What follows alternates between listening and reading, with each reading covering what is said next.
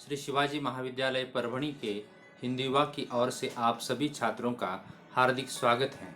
B तृतीय वर्ष प्रश्न पत्र 9वां सत्र 5वां हिंदी साहित्य का इतिहास। इस प्रश्न पत्र के इस ऑनलाइन तासिका में आप सभी प्यारे छात्रों का पुनः एक बार स्वागत है।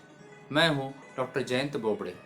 इस तासिका के अंतर्गत प्रेमाश्री काव्य धारा की विशेषताएं अर्थात प्रवृत्तियां, उसको अध्ययन करने का हम प्रयास करेंगे, उसको समझने का और जानने का प्रयास करेंगे। प्रेमाश्री काव्य धारा अर्थात सूफी काव्य धारा। हिंदी साहित्य के इतिहास में प्रेमाश्री काव्य धारा को एक अलग अपना अस्तित्व है, अलग अपना एक पहचान है। भक्ति काल के अंतर्गत 4 काव्य धाराएं चली, जिसमें प्रेमाश्री काव्य धारा, ज्ञानाश्री काव्य धारा, राम भक्ति काव्य धारा, कृष्ण भक्ति काव्य धारा, ये 4 प्रमुख काव्य धाराएं हैं। इसके अंतर्गत जो काव्य धारा महत्वपूर्ण मानी जाती है, जो सूफी काव्य धारा है अर्थात प्रेम मार्गी शाखा की विशेषताएं अर्थात प्रेम मार्गी शाखा। इस शाखा के अंतर्गत जितने भी साहित्यकार आते हैं वे अधिकतर मुसलमान थे और उन्होंने हिंदू कथाओं को अपने साहित्य का विषय बनाया था। भक्तिकालीन हिंदी काव्य धारा की प्रमुख शाखा के अंतर्गत इस शाखा का नाम लिया जाता है। प्रेम मार्गी शाखा को पल्लवित करने के का श्रेय जो है सूफी के मुसलमान कवियों को है और इसलिए ऐसे प्रेमाश्री काव्य धारा की विशेषताएं काव्य धारा को सूफी काव्य धारा भी कहा जाता है। निर्गुण मार्गी भक्तों ने हिंदुओं और मुसलमानों को पास लाने का प्रयास किया, तो उनको वहाँ पर तीखी प्रहार भी किया, उनके कर्मकांड पर प्रहार किया, अंधविश्वास पर प्रहार किया, उनकी परंपराओं पर प्रहार किया। लेकिन हम देखते हैं कि प्रेमाश्री काव्य धारा के कवियों ने प्रेम को अपना माध्यम मानकर प्रेम के माध्यम से अपने परमात्मा को प्राप्त करने का प्रयास किया। शुद्ध प्रेम मार्ग उन्होंने अपनाया और उसके माध्यम से उन्होंने वहाँ पर अपनी भावना को प्रकट करने का प्रयास किया है। और इस दृष्टिकोण से देखा जाए तो भक्ति काल में जो 3 अन्य काव्य धाराएं हैं उससे हटकर एक अलग विशेषता को लेकर चलने वाली ये प्रेमाश्री काव्य धारा है, जिसके प्रमुख कवि माने जाते हैं हमारे मोहम्मद मलिक जायसी, उसके बाद कुतुबन हैं, मंजन जी हैं और अन्य कवि हैं और जिन्होंने प्रेमाश्री अर्थात सूफी काव्य धारा को बढ़ाने का प्रयास किया, आगे चलाने का प्रयास किया। और ऐसे कवियों के बारे में, उनकी विशेषताओं के बारे में इसके अंतर्गत हम जानने का प्रयास करेंगे। इन प्रेमाश्री कवियों की जो प्रेम पद्धति के पास के सूफियों के अनुसार पर थी, अर्थात इसलिए इन कवियों को सूफी कवि कहा जाता है।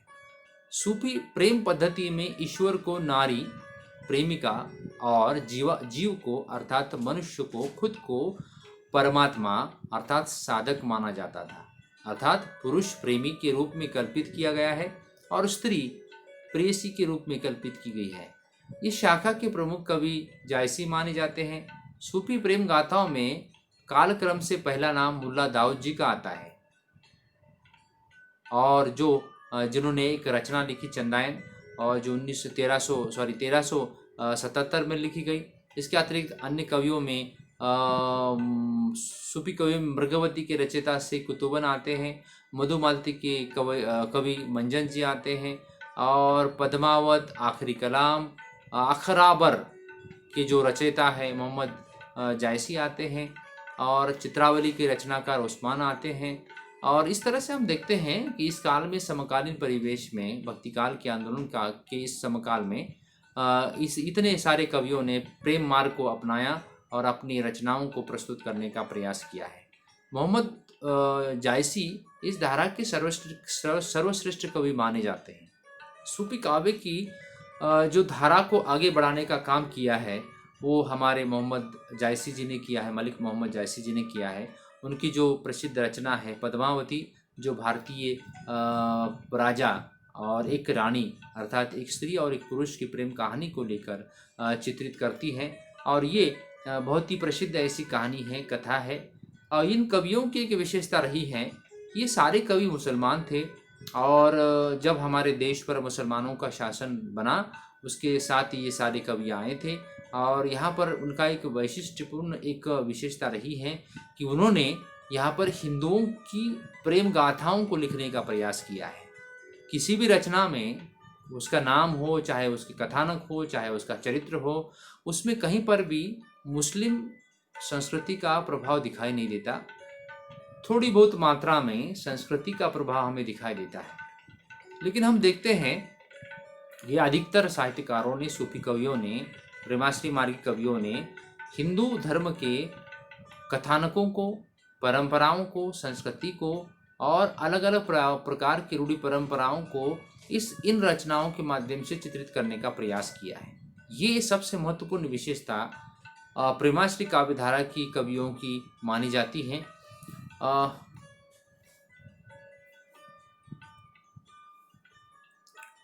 इसकी विशेषताओं में पहली जो विशेषता दर्ज की जाती है हिंदी साहित्य के इतिहास में, चाहे आचार्य रामचंद्र शुक्ल हो, हजारी प्रसाद द्विवेदी हो या फिर हम डॉक्टर बच्चन सिंह हो, अलग अलग इतिहासकारों ने इनकी पहली विशेषता बताई है प्रेम गाथाओं का वर्णन। इस दृश्य पटल पर हम देखते हैं कि वहाँ पर नागमती का एक उदाहरण चित्र प्रस्तुत किया है और उस काल की जो अवधी भाषा किस प्रकार की थी उसका भी उदाहरण वहाँ पर चित्र के माध्यम से प्रस्तुत किया है।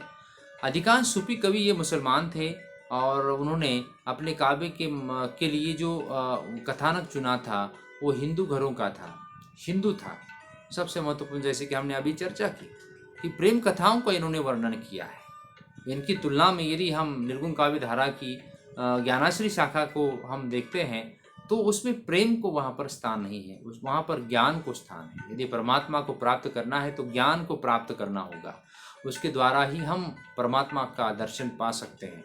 लेकिन इन कवियों ने उससे हटकर मसनवी शैली का इस्तेमाल किया और प्रेम गाथाओं का चित्रण करते हुए उसमें हिंदू नर और नारी अर्थात हिंदू पुरुष और स्त्री का चित्रण किया है।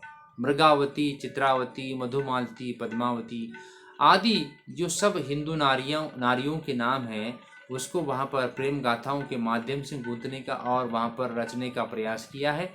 इन काव्यों में वर्णित है और इस प्रकार हम देखते हैं कि इन कवियों ने हिंदू मुसलमानों को एक दूसरे के निकट लाकर अजनबीपन मिटाने का सफल प्रयास किया है। और कितना सफल हुआ है ये तो उस काल का समय ही बता सकता है, इतिहास ही बता सकता है।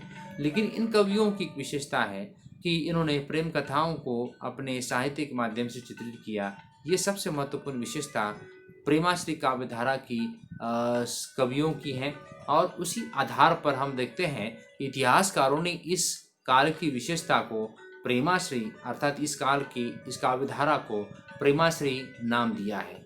दूसरी विशेषता को हम देखते हैं तो वहाँ पर हिंदू संस्कृति का चित्रण, इस चित्र में हमें दिखाई दे रहा है कि जो कवि बैठे हैं वो सारे मुसलमान हैं और हम देखते हैं कि उन सारे सूफी संतों ने सूफी संत, सूफी संगीत, सूफी संत कवि और सूफी काव्य ये आज भी हमारी भारतीय जनमानस पर राज करता है।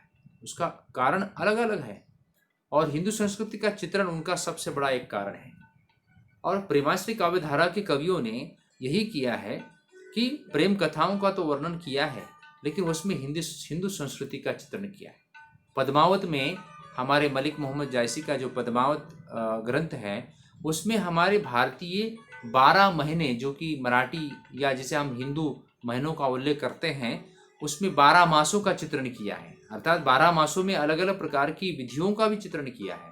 अर्थात इतना बारीकी से, इतना सूक्ष्म दृष्टिकोण से किसी भी साहित्यकार ने वर्णन नहीं किया, लेकिन इन सारे सूफी संतों ने हिंदू संस्कृति का बहुत ही सुंदर चित्रण किया है।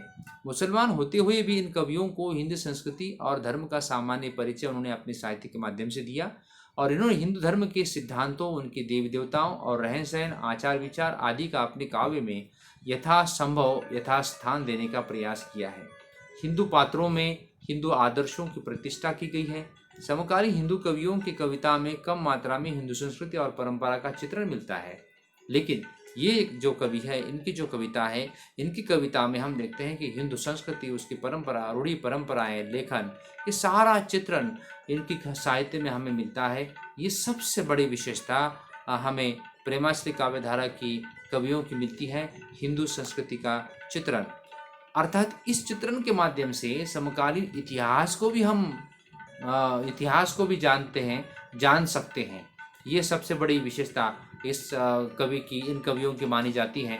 लौकिक प्रेम द्वारा अलौकिक प्रेम की व्यंजना। दृश्य पटल पर एक चित्र है जिसमें पद्मावत, जो हिंदी बॉलीवुड की फिल्म आई थी जिसमें पद्मावत का हूबहू चित्रण किया गया है।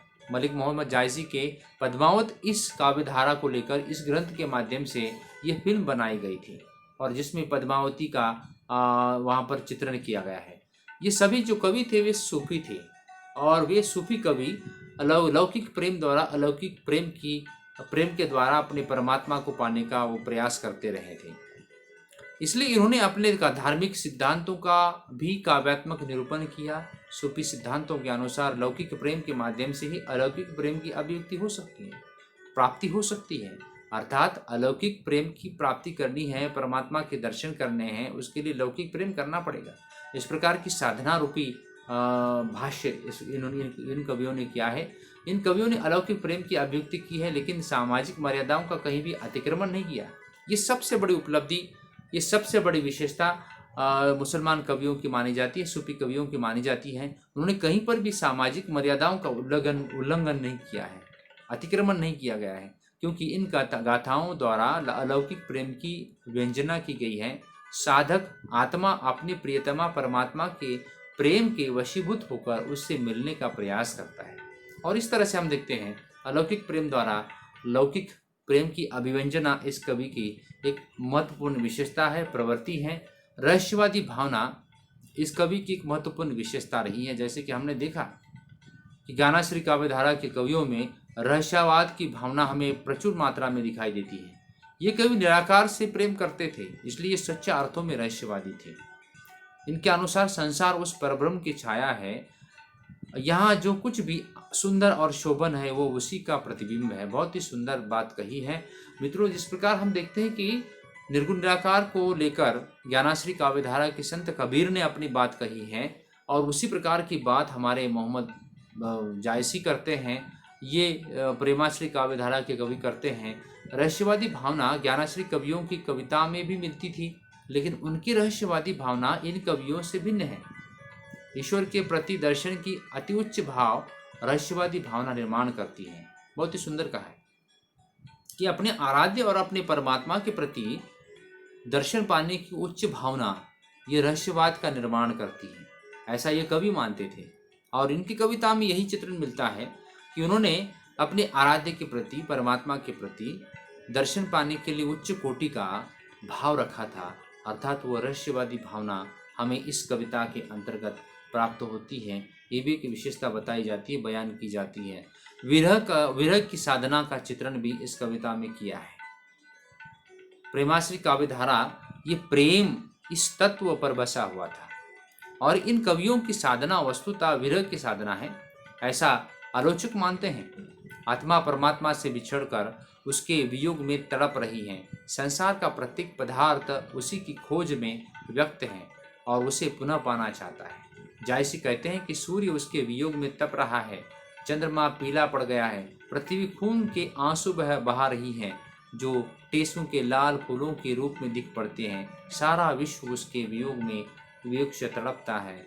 एक आत्मा दूसरे परमात्मा के साथ मिलन करने के लिए जो एक प्रकार की विरह की भावना है, वो भावना हम देखते हैं कि सजीव रूप में एक प्रियकर और एक प्रेयसी के रूप में हम देखते हैं कि पद्मावत जैसे काव्य ग्रंथ में हमें दिखाई देता है। प्रियकर और प्रेयसी ये सिद्धांत ही प्रेमाश्री काव्यधारा के कवियों का रहा है। अर्थात मिलन तो परमात्मा के साथ उन्हें करना है, परमात्मा के दर्शन तो उन्हें पाने हैं, लेकिन किसके माध्यम से? इस उच्च कोटि के अलौकिक प्रेम साधना के माध्यम से। और कई बार वे ऐसा उन्हें लगता है कि परमात्मा के दर्शन हुए, लेकिन नहीं होते। वो रहस्यवादी भूमिका उनके दिमाग, उनके साहित्य में निर्माण होती है। लेकिन विरह की साधना भी उन्होंने की है, विरह भी किया है कि परमात्मा के हमें दर्शन पाने हैं। और ये विरह की भावना उनके साहित्य के माध्यम से हमें अलग अलग स्थानों पर दिखाई देती है, अलग अलग रचनाओं के माध्यम से दिखाई देती है। मसनवी शैली का प्रयोग उनके साहित्य की महत्वपूर्ण विशेषता है। अर्थात हम देखते हैं कि इन कवियों ने भारतीय महाकाव्यों की शैली के स्थान पर फारसी मसनवी शैली अपनाई। मित्रों देखिए कि जैसे हमारे देश में मुसलमान शासक आए उन्होंने वहाँ पर अपनी साहित्य के साथ साथ भाषा भी लाई, संस्कृति लाई, परंपरा लाई और खान पान विचार, ये सारे सारे सारे सारी साधना, सारी अलग अलग प्रकार की परंपराएं उन्होंने लाई और साथ ही साथ लेखन शैली भी लाई। जैसे कि हम देखते हैं कि प्रेमाश्री काव्य धारा के कवि, ये जो काव्य उन्होंने लिखा है वो सारा काव्य मसनवी शैली में लिखा है।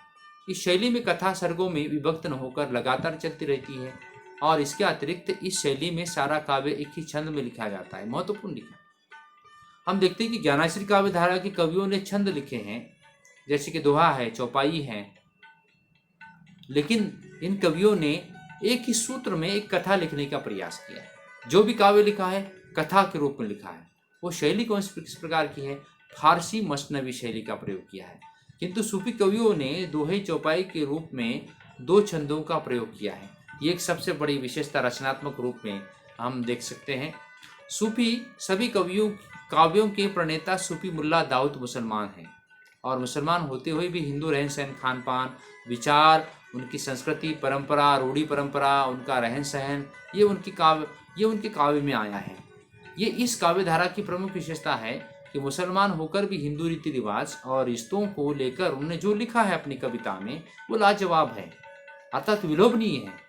धार्मिक एकता तथा राष्ट्रीय एकता की दृष्टि से ये साहित्य और साहित्यकार आदर्शवादी कहे जा सकते हैं। माने हम इस काल में की बात यदि सामाजिक और राजनीतिक की बात करें तो इस काल में मुसलमान शासक हमारे देश पर अधिकतर मात्रा में अधिकतर हिस्सों में थे और परिणामतः हिंदू जो भाई थे वे मुसलमान शासकों से डरते थे। और इस दृष्टिकोण से देखा जाए मुसलमान कवियों ने हिंदुओं की अलग अलग परंपराएं और रीति रिवाजों को जिस प्रकार अपने साहित्य के माध्यम से रचा है या लिखा है वो अपने आप में समकालीन परिवेश में ये राष्ट्रीय एकात्मता निर्माण करने के दृष्टिकोण से, समता स्थापित करने के दृष्टिकोण से, एकता स्थापित करने के दृष्टिकोण से सबसे महत्वपूर्ण है। और इसीलिए सूफी कवि अर्थात मुसलमान ये जो कवि थे प्रेमाश्री काव्य धारा के, ये समकालीन परिवेश में राष्ट्र एकात्मता और राष्ट्रीय काव्य धारा को लेकर लिखने वाले भी कवि कहे जा सकते हैं। भाषा, छंद और अलंकार की बात यदि करें, भाषा के रूप में सभी कवियों ने पूर्वी अवधि का प्रयोग किया है और जो पश्चिमी अवधि की अपेक्षा कम साहित्यिक और बोलचाल की भाषा के अधिक निकट होने से बड़ी सहज और मीठी है। जैसे कि हमारे सूरदास जी ने हमारे तुलसीदास जी ने रामचरितमानस लिखा है अवधी भाषा में, और उस प्रकार हम देखते हैं कि उस भाषा में जिस प्रकार की मिठास है उसी प्रकार की मिठास हमारे सूफी संत कवियों की रचना में मिलती हैं। हम देखते हैं कि छंद के रूप में इनके द्वारा दोहे चौपाई का प्रयोग बड़ी समीचीन है, क्योंकि अवधि के अपने छंद हैं जो उसमें बहुत फपते हैं। अलंकारों में इनके सबसे प्रिय अलंकार आसुक्ति, अमसुक्ति और उत्प्रेक्षा है, और इसके अतिरिक्त उपमा और रूपक, विरोधाभास आदि अलंकार बहुत सुंदर तरीके से वहाँ पर निर्माण करने का प्रयास किया है, उसका प्रयोग किया है। जैसे कि हम चित्र देखते हैं कि यहाँ पर मलिक मोहम्मद जायसी जी का चित्र है, जिनका बहुत महत्वपूर्ण योगदान प्रेमाश्री काव्य धारा के विकास में है, उनका योगदान समीचीन है। हम देखते हैं कि समापन के दृष्टिकोण से हमें देखें, विचार करें, इस प्रकार कहा जा सकता है कि इन कवियों ने प्रेम की पीर के माध्यम से जो उत्कृष्ट काव्य प्रस्तुत किया है उसने न केवल हिंदी काव्य को समृद्ध किया है अपितु हिंदू मुसलमानों के हृदय को जीतकर उन्हें एक दूसरे के निकट लाने का भी सफल प्रयास किया है। इस प्रकार हिंदी काव्य एवं भारतीय समाज को इन कवियों का योगदान बहुत महत्वपूर्ण और सराहनीय है। ऐसा भी हम कह सकते हैं कि हिंदू परंपरा को लेकर लिखने वाला, हिंदू संस्कृति को लिखने वाला ये कवि हमारी हिंदी साहित्य के इतिहास में और भारतीय इतिहास में सबसे महत्वपूर्ण स्थान प्राप्त कर चुका है, क्योंकि इन कवियों ने जो साधना की है अर्थात समकालीन परिवेश में धर्म का बोलबाला था, और इस दरमियान इस कालावधि में हम देखते हैं कि इस प्रकार का एक संदेश, दो धर्मों के बीच की खाई को दूर करने का एक संदेश देने का प्रयास इन कवियों ने किया है। ये अपने आप में एक लाजवाब है। और साथ ही साथ हिंदी साहित्य के इतिहास में नई शैली लाई, जैसे कि मसनवी शैली आई, नई परंपरा लाई, हिंदू कथानक की परंपरा, हिंदू संस्कृति का दर्शन, अर्थात अलग अलग प्रकार के विशेषणों को लेकर चलने वाली ये काव्य धारा हिंदी साहित्य के इतिहास में अपना अलग अस्तित्व निर्माण करती हैं, जो परमात्मा के दर्शन पाने के लिए प्रेम का सहारा लेती हैं और वो देश को, दुनिया को प्रेम का और भाईचारे का संदेश देती है। ऐसी हमारी प्रेमाश्री काव्य धारा की विशेषताएं यहाँ पर समाप्त होती है। धन्यवाद।